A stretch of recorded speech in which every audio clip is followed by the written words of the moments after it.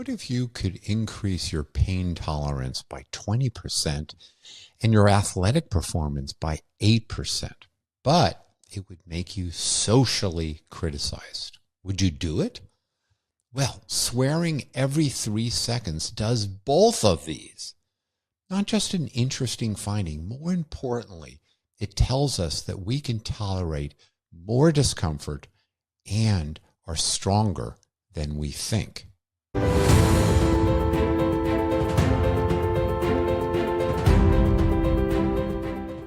Welcome, my listeners, to episode number 32. What the bleep? Can swearing really improve performance? Well, I ran across a study recently about how swearing improves athletic performance. And I thought, now, this is a really fun topic. But as I looked into it, there really are studies that support it and theories as to why it might occur. This relates to episode number 5 that we talked about some time ago on mind-body connection. And we're going to explore what that mind-body connection is here. Now, the study is fun. The findings are really interesting. But I believe what's really more important, truly important, is that we can do more than we think. We are more capable than we believe possible. Sometimes you read stories about how a woman lifts up a car because her loved one is trapped underneath. Well, swearing gives us a taste of how much more we can possibly do, and there's evidence to support it. So it's exciting, it's fun, and now let's dive in together. Well, why now? Of course, there's always a story behind the story. I was recently chastised by Gideon, my 9-year-old, soon-to-be 9-year-old grandson, that I sometimes swear. And as he says, I shouldn't do that. Now, the question is, could this study and what it shows and this podcast episode justify my swearing, absolve me from my sins? Well, you listeners can decide, and of course, Gideon can and his mom can. Well, let's start with a bit of background and something that's more socially acceptable than swearing, and that's grunting. And as we'll get into later, actually the taboo element is really a critical piece of this puzzle, and I'll explain why. Now, if you ever watch tennis, and I used to play tennis in high school quite a lot, you hear grunting nowadays when players hit the ball. Now, this probably goes back to Jimmy Connors decades ago. Serena Williams is famous for this. Maria Sharapova was able to, grunt at about 100 decibels, so pretty long. And basically what's happening is you're exhaling when you're exerting yourself, and it focuses your energy at the moment of contact. Now, that's all nice and interesting in theories, but there's actually scientific studies to show that grunting changes your abilities in tennis. So this is a study of 32 collegiate tennis players, both men and women. And in this experiment, some of the time they grunted and some of the time they didn't grunt. And they measured the speed of their serve and their forehand strokes, and they put EMG monitors on their muscles so they could see how much force was being generated. And lo and behold, what did they find? That with grunting, velocity, the speed of the ball was 5% greater, and the force they were generating from those muscles increased by 20%. Now, it also turns out that when you grunt, it distracts your opponent a fraction of a second, so they can't quite as well tell where the ball might be going. So this is grunting, and it's interesting if you're a tennis player. But this concept of grunting also has been shown to work for weightlifters. So here's a study of 30 men and women about age 25. And they were looking at hand grip in this study. So how hard can you grip a device and how many pounds of force can you generate? And it was a 2-second hand grip. And they tried it 3 different ways. One, they grunted. Another, they didn't grunt, so there's no big sound, but they exhaled when they did it. And of course, there was a control where they didn't do it. And what they found is that if you exhaled at the moment you were doing this, you had 11% increase in the force you generated. But if you grunted, it was 25%. Now that's huge. Like everything we talk about here, the evidence is never as clear as we'd like. So it worked for hand grip, but when they did the same exact study or another study that looked at this, it didn't help deadlifts. So is it unique to hand grip? Is it unique to tennis? Well, it didn't generalize to all activities. So there's a wrinkle in this already. Well, let's move on from grunting to swearing. Now, there's a couple of pieces of the puzzle here. Grunting is generally singular. You do it a single time while you're trying to do something forceful. Whereas swearing, at least as the way it's done in these studies, is done multiple times. You swear over and over every couple of seconds. I mentioned this earlier. Grunting is somewhat socially acceptable, whereas swearing is viewed as a taboo. And there may be a component of the taboo which is really important. Well, what is swearing? We must define our terms. And that is defined as use of potentially offensive taboo words. Again, this issue of taboo, something that you don't normally say, you're going to say when we do these athletic tests. Well, this, of course, goes back to the Bible and probably thousands of years before the Bible, where in the Bible it says, "Thou shalt not take the Lord's name in vain." So swearing, or at least that aspect of swearing, was prohibited in the Bible. In the year 1250, one F word, which in this case was fart, was one of the very first times that it was written down. And in the 16th century, a monk scribbled the other F word, the bad F word, in the margins of a manuscript. So it turns out that although swearing may have been relatively common throughout history, it was almost never written down. That's part of its taboo element of it. Now, the most common swear words, which may or may not be your most common swear words, are the F word and the S word. And in these studies, they asked the folks to think of what you might say if you stubbed your toe or hit your head really hard. So each person would choose their taboo or swear word of choice. Now, before we get into the strength element, and this is going to be very important because we're going to talk about the theories of why this might occur. And if we can't come up with any good theories, then I don't know what to make of the evidence. So there's been a number of studies in the psychological literature that swearing increases your pain tolerance. And keep this in mind because we're going to come back to this concept in just a bit. And some of these studies did something very interesting. Of course, they had the control where you didn't say anything. Then you had, of course, the swear word of choice, but then they made up what sounded like a swear word. In one of the studies, that word was fouch. And so they would utter that in a very loud way. But of course, that's not a taboo word. And so it was a way of testing whether it was the word itself or the taboo element of it. Now, there's many different types of testing of pain tolerance, but in this case, they submerged the subject's hand in ice water. And they asked the subjects 2 different things. How quickly did you detect pain? And then secondly, how long could you keep your hand in that ice bath up to a certain limit that they set.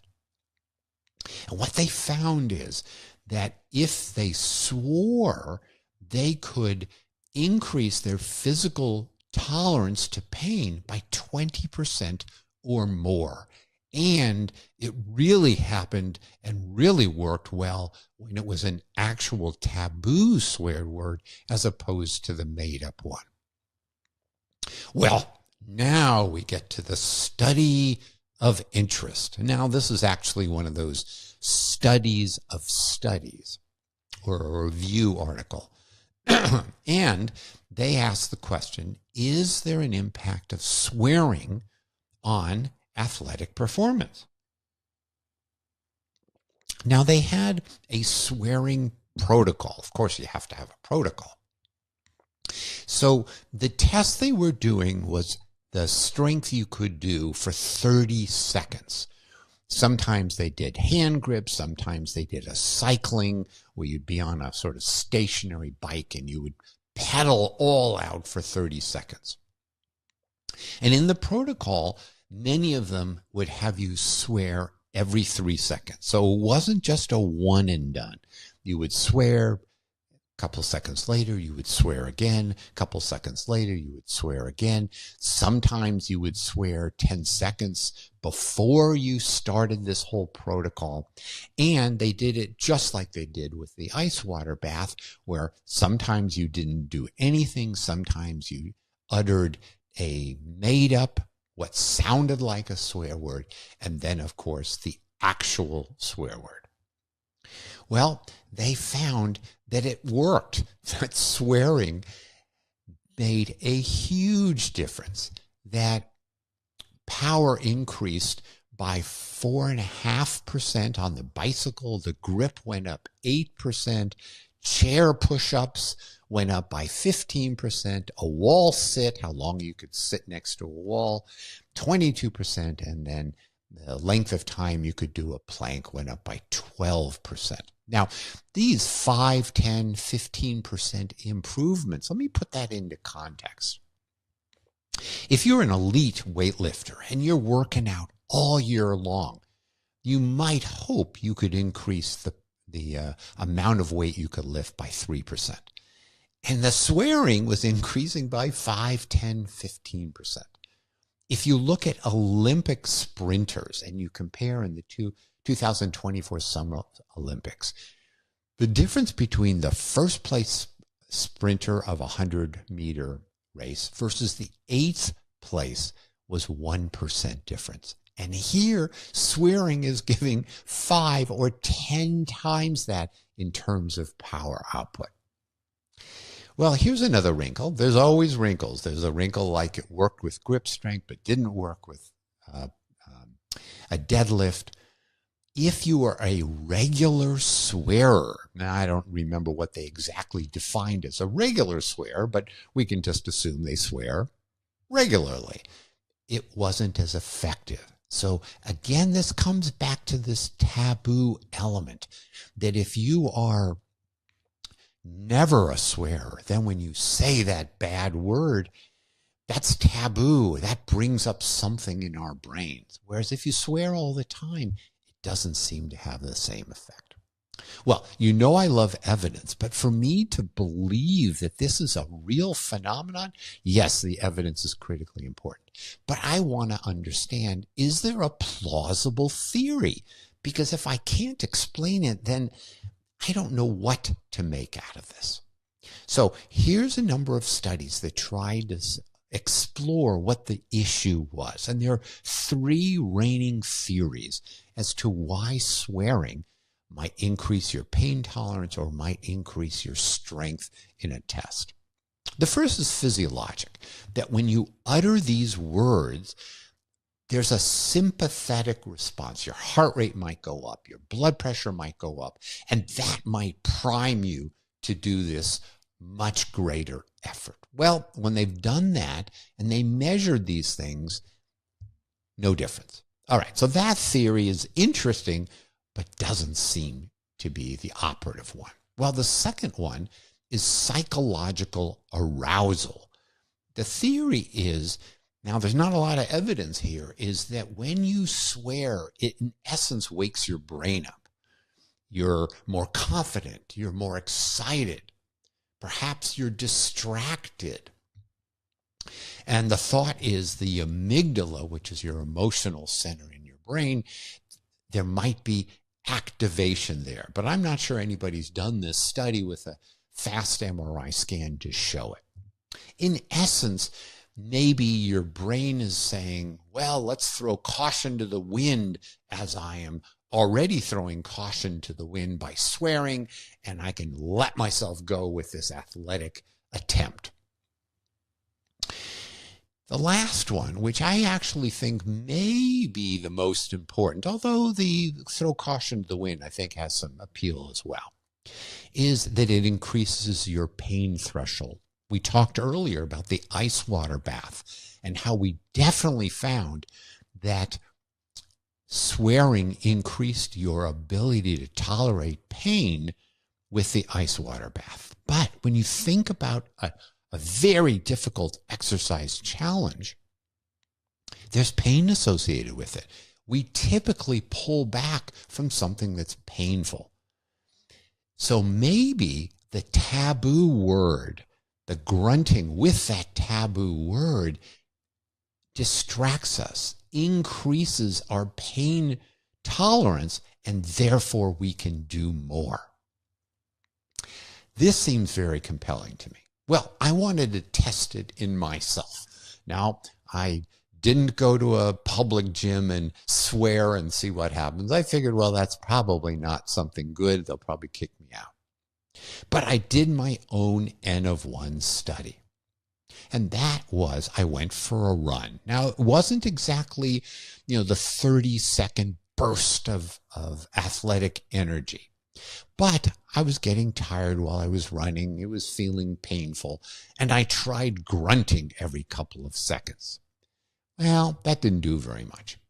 I then experimented with the fake word. I tried the fouch as a fake swear word. That didn't do much for me. But then I tried a couple of choice swear words. And believe it or not, for me, it helped. I was momentarily distracted. What came out of my mouth was something that doesn't normally come out of my mouth. And I was focused for a moment on that. Like, ooh, I just said that. And when that happened for a short period of time, I was distracted. I was not aware of the discomfort. Then, of course, a few seconds later or so, the discomfort came back. I didn't feel like I could run quite as strong. And I would repeat it. And it worked a number of times. So for me, in my N of 1 study, it corroborated the pain tolerance of the ice bath work and corroborated the findings of the studies I've talked about. Now, keep in mind, as I've said a few times, it's a taboo. You're not going to be allowed to swear in the gym. And it turns out that if you just quietly swear, or you swear internal to your brain but don't utter the words, it doesn't quite work. So it really has to be something that you say. Often you say it loudly for it to work. Well, this very fun episode, or at least a fun episode for me, is coming to an end. This was a really enjoyable study, not because it talked about something that we all can probably laugh a little bit about. But the deeper message is that we perceive limits in ourselves in so many aspects of life. And as I talked about the car and the lifting of a car, and I hope none of you ever have to be faced with that situation. But what that tells us is that there's more to our capabilities than we believe possible. And as we talked about, at least one or two of the theories support why this may occur. I encourage you to try your own N of 1 study. And if you've forgotten how to do that, by all means, go to episode 27 or go to my website And all of these things are written about in various blogs. I believe, as a parting message, that you are more powerful than you think you may be. This tiny little set of studies gives us a window into that, which I hope you will try out and carry with you. May you live long, well, and powerful, knowing that swearing may make you even more powerful than you thought you were capable of doing.